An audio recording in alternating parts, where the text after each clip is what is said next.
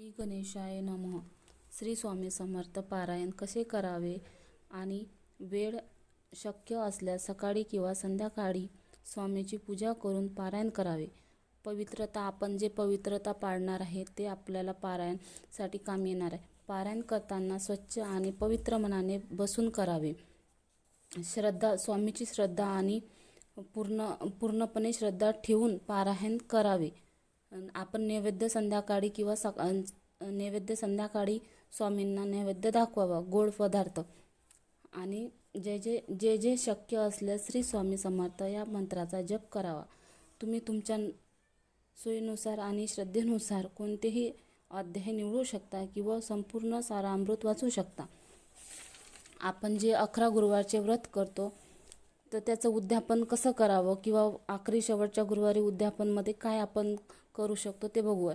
गुरुवारी व्रत उद्यापन करताना 11 मुलांना जीव घालावे.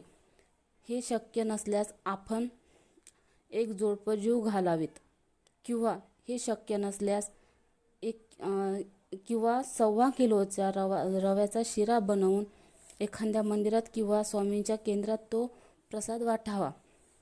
हेही शक्य नसल्यास स्वामींना बेसनाचे लाडू फार आवडतात. तुम्ही स्वामींच्या मंदिरात बेसन लाडू ही प्रसाद रूपे वाटू शकता. झालेली सेवा श्री स्वामी समर्थाच्या महाराजांच्या चरणी अर्पित करावी किंवा चरणी रुजू करावी. श्री स्वामी समर्थ. आपण 11 गुरुवार जे पारायण वाचतो किंवा आपण माळही जपू शकतो. श्री स्वामी समर्थ अशी 108 वेळा. तुमच्याकडून जे शक्य होईल तुम्ही ते करू शकता. किंवा हे न करता तुम्हाला जर कुठं दान करायचं असलं किंवा तुम्ही दान पण करू शकता. आणि व्हिडिओ बघून प्लीज दुर्लक्ष करू नका.